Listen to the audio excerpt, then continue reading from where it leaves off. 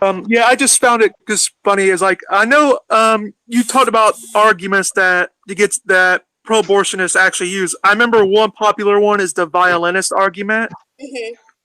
that got. I think Thomason in like the 70s or 80s brought that up. Hmm. Maybe been later. Yeah. I was wondering, like, well, I mean, what do you want to tell the audience, like, what that argument specifically is and your answer to it? Right. So there's multiple answers to it, and I would refer people actually to the Equal Rights Institute for the best debunking of it. They have very thorough. We're running low on time, but Equal Rights Institute. So the violinist argument was put forward by a philosopher who was saying, pregnancy from rape is like if you woke up one day and there was a famous violinist attached to you, like physically attached to you, because this violinist is dying and needs your body to support him. And the Society of Music Lovers, kidnapped you both in the night and attached you together.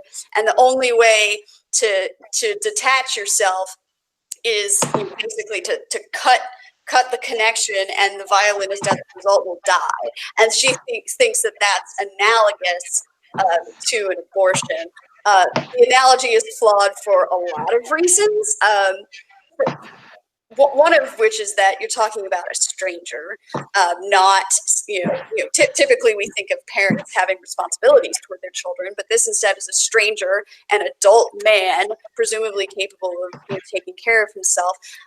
So there are a lot of biases built into the analogy, but and also the idea that it's a mere disconnection. That's not how abortion works by any if the analogy were accurate, you'd be talking about like cutting up this abortionist with machete or something. Like abortion is a violent procedure. It is not a mere disconnecting. It's brutal. So there are a lot of reasons that the analogy doesn't work. But more to the point, if you look at the reasons women are having abortions, it doesn't match up with the rhetoric at all. Like not even close. The Guttmacher Institute, which is an abortion lobby affiliated think tank.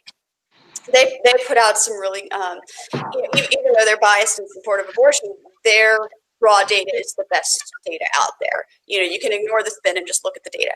And the reasons that women have abortions, overwhelmingly financial distress or lack of support from family and the father of the child, and a substantial minority of that being coerced into the abortion by family or the father of the child. Those are the reasons women are having abortions, predominantly socioeconomic reasons. No women, like it didn't even register as 1% on these surveys. Nobody is having an abortion because they feel like an alien parasite is invading them and invading their bodily autonomy. Like that's just not the reality of women's experience. The parasite argument. It's totally, no, they're you've got these pro-abortion philosophers out there claiming to speak for women, but that's not at all how women approach a decision to have an abortion.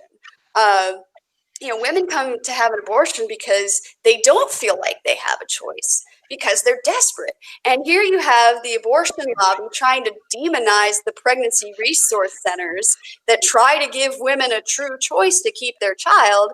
And then at the same time, they say, oh, you pro-lifers who don't do anything to help women. I mean, it's just the knots that they tie themselves in. Like it's a woman's body. It's not the baby's body, it's hers.